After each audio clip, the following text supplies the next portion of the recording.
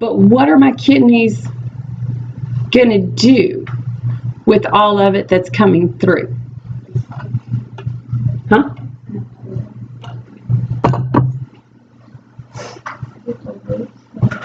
What do the kidneys produce? Huh? Pee, urine. It's produced from the blood moving through the kidney. Think about that for a second. Do you have any idea how many liters of blood flow through your kidneys in one day's time?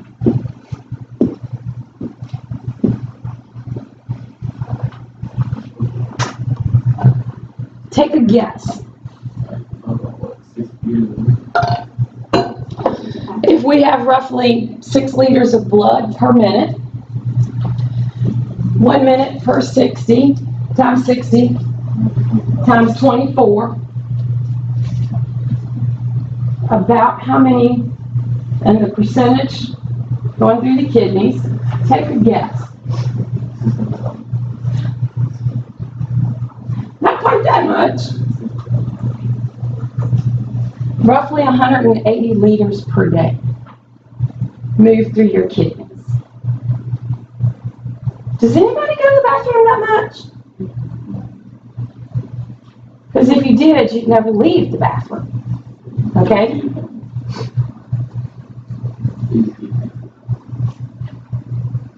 How does this work?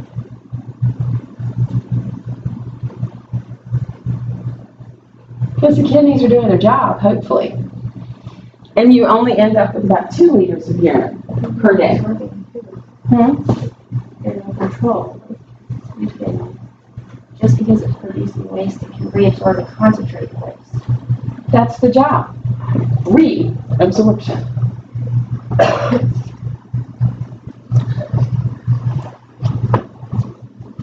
What's happening in the small intestines? Absorbing all the nutrients from their food. Absorbing all the nutrients from your food. We've got to get those little molecules into the blood so we can get that to the tissues for the tissues to be fed. For example, amino acids. So it's going to allow for the passage of small molecules. Isn't that kind of cool? Now, a sinusoid just sounds like something that should be up in your nose, okay? But, all right, sinusoids in the liver, your bone marrow, the spleen.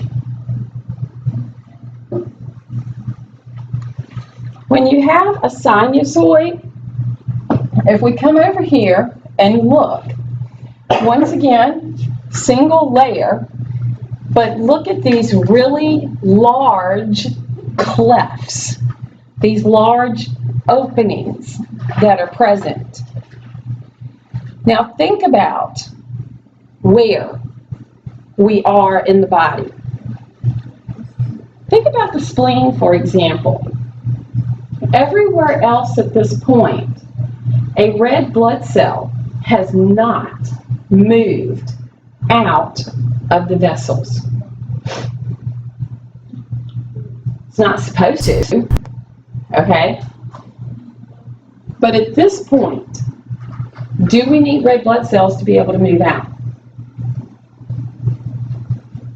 Or move in? The spleen is where the red blood cells go to die. It's the old folks' home, okay? They go, they get dismantled, stuff gets recycled, gotten rid of. But you can live without it. So if something happens, where are my red blood cells going to now go to die? If my spleen is gone, where do they have to go? The liver. Kidneys are not going to destroy them. You hope they shouldn't. If they do, that's a bad situation. So if they go to the liver now needs to take over the job of the spleen. In the bone marrow, I've got to have those little red blood cells, those little reticulocytes, enter into my blood flow. Does that make sense? So capillaries are where everything happens. When we look at the capillary beds, we're going to see that there's a lot going on. Their structure, pretty cool, okay? They're going to have what's termed a thoroughfare channel. The little area where the arteriole comes in and brings the blood flow to diffuse through all of those little capillaries, those little vessels. At any point in time, only about 25% of your capillaries are busy. The rest are not.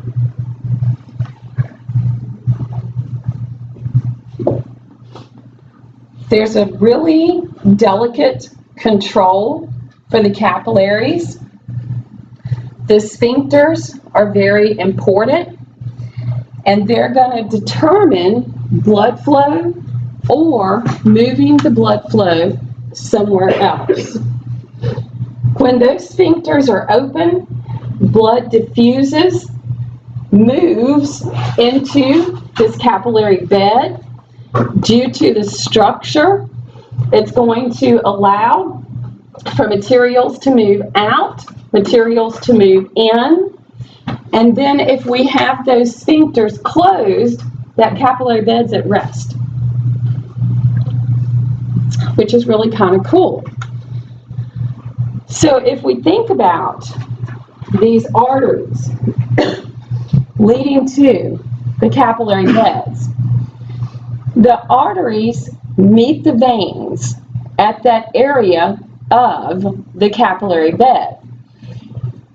Our veins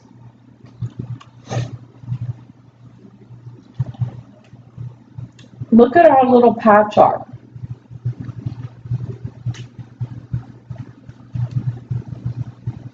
What is it telling me about my blood?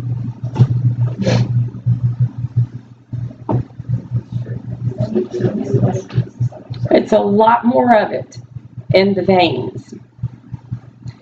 The veins are called capacitance vessels, meaning they have the ability for storing blood.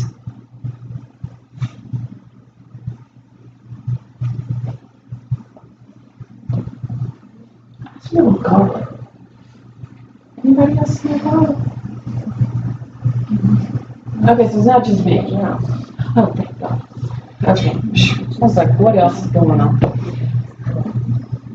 Now, my distribution of my blood,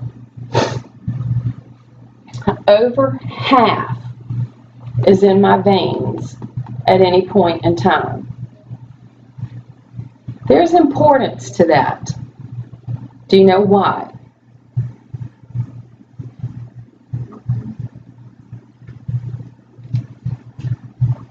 For example, at a time of injury, the body can pull from the veins for blood. Now, once that gives out, things are not fixed by that point, you're going to die. Okay? Now, they have a lot of space for holding the blood. Their walls are thinner. They don't have as much muscle portion. They have the ability to collapse and expand, but it's based on the actual blood volume that's present. Blood flow, pretty steady, and it can actually help control the blood flow. We can see that their pressure is very low. By the time it returns to the heart, there should not be any pressure. It should be almost at zero, returning to the heart. So what we're going to see is that with the flow through the veins, we go from small to medium to large. We start at the point of the capillary beds, okay, where the exchange has occurred. We go from the small up to a smaller vein, up to medium veins. At the point of the medium veins, this is where they're going to start getting the names, okay? If you have, for example, the femoral artery, well, guess what? You've got the femoral vein, all right? So the names are the same. When we get up to being a medium vein, we're going to find the veins have valves. Their job, as blood is pushed up against gravity back to the heart, maintain one-way blood flow. So, if you think about the blood that's in your feet, that we got to get back to the heart, okay? As you move around, that's going to help that blood flow. So that blood flow, if we're in the vein, a little bit of the blood will move up, and that valve will close. And you hope that that blood doesn't pull back. Does that make sense? Now, the valves, okay, can fail. The valves get weak over time based on weight, how much you stand on your feet, how, physically active you might be. But hey, I'm pretty sure if you live long enough, you're going to find a varicose vein somewhere. All right? Everybody knows what that is, right? The big, ugly vein that shows up in your lower legs, or maybe your legs, or somewhere, okay?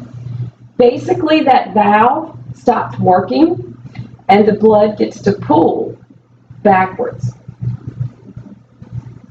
And it pools, and it creates the bulging of the vein, and you get the varicose vein.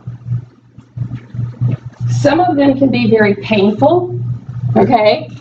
That's why they say it's a good idea to be physically active, because you reduce your risk of having those varicose veins. Now the veins return to the heart. They're going to find something called the dural venous sinus, coronary sinus. Now, these sinuses, if we think about blood returning to the heart, sinuses were a hole. Do you guys remember that? Okay. These large veins that we get from around the body, they go back to our vena cava. We're going to have our vena cava, pulmonary veins, internal jugular, and the renal. They're huge, flowing back to get to the heart. Just mentioned this, okay? It's one of the reasons that when I lecture, I don't simply just stand up here and go, blood pools in the lower legs of people who stand for long periods, stretching the veins. Cusp of the valves pull apart and enlarge superficial veins, further weakening vessels, blood backflows. Ever had a teacher do that? Does it not just make your head explode? Go to sleep. I start I kind of have a short attention span anyway, you know. Maybe I'm ADD, I don't know, okay? But I have to have something capture my attention.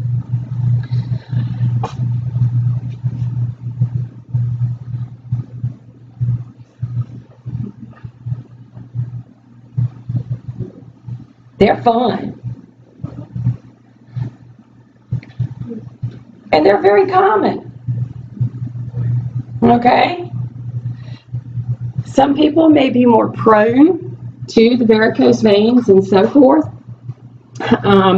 It just depends. Okay? And some people will have jobs that cause them to be a little more prone. Now, in looking at the circulatory routes that we have in the body, the most common route from the heart to the arteries, to the arterioles, to the capillaries, to the venules, to the veins. That is the most common route. We only go through one network of capillaries. That is, for the most part, how the blood circulates. But it is not the only route that we have in the body. This right here, simplest route. Do you guys remember this? Where did we hear that? In our endocrine system. How about the next one? The anastomosis. How about the venous and the arterial? Ever heard of those?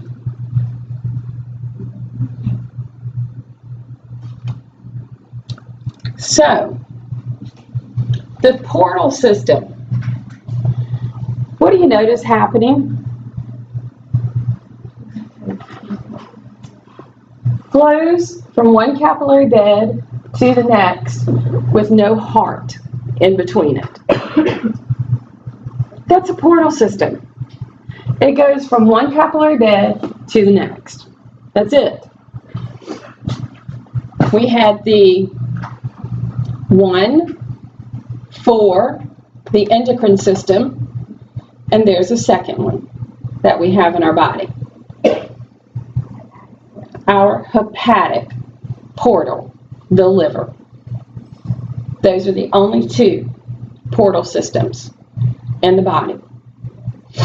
The hypothalamo-hypophyseal portal and the hepatic portal. Those are the only two. And anastomosis. Anastomose something. What does that term mean? Connecting, sort of like, I think of like gluing something together. Yeah. Something converges, and it's somewhere other than the capillaries. Note how they're trying to show it going around the capillary beds. The arteriovenous, basically the shunt, what will have happen with an arterial and a venous, depending upon what can happen, the body might need to move the blood in a different way. It might need to affect the flow to the tissues.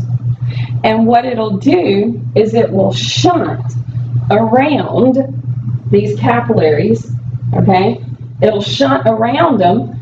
In some cases, they'll merge together, okay? Or they might go into a bigger one, to feed those tissues. Think about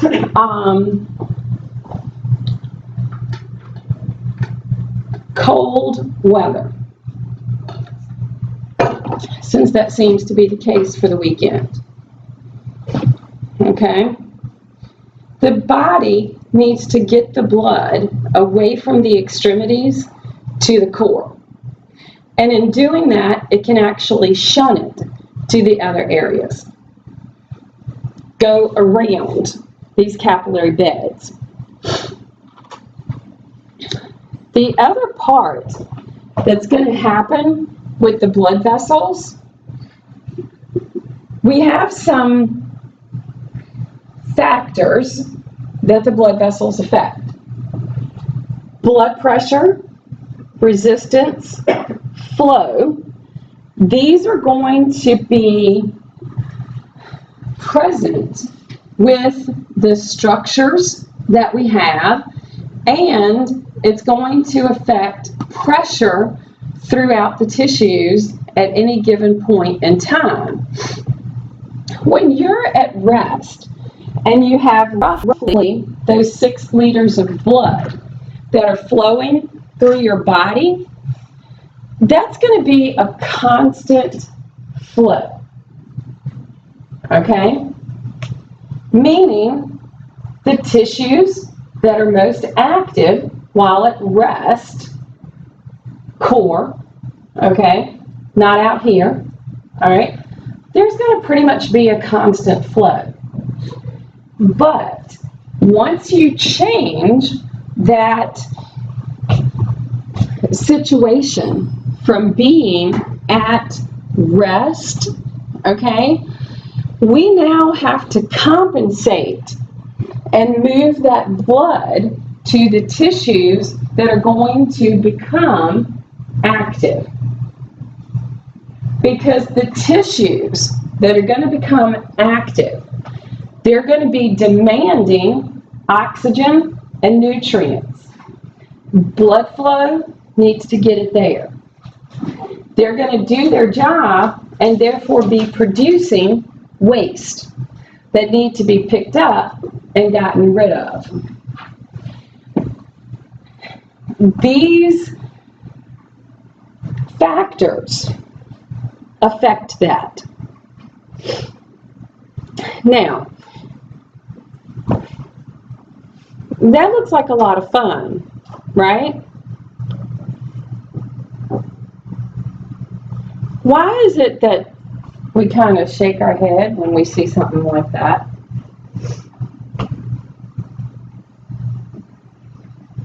Anybody else remember those signs? Okay, math. All right, and you know, we all kind of cringe when we hear that, right?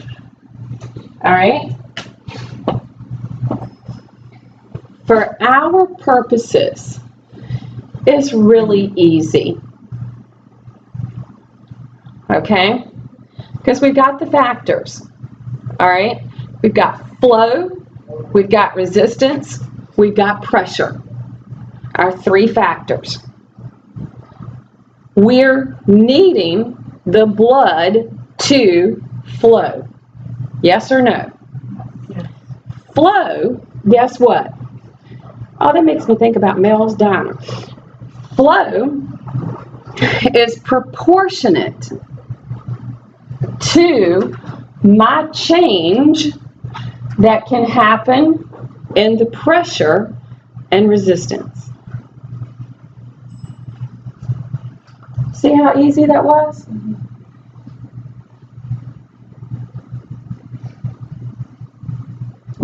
Now read that.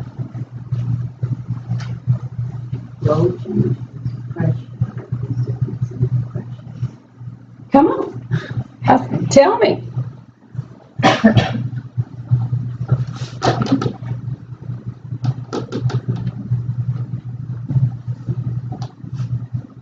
Anybody else going, duh?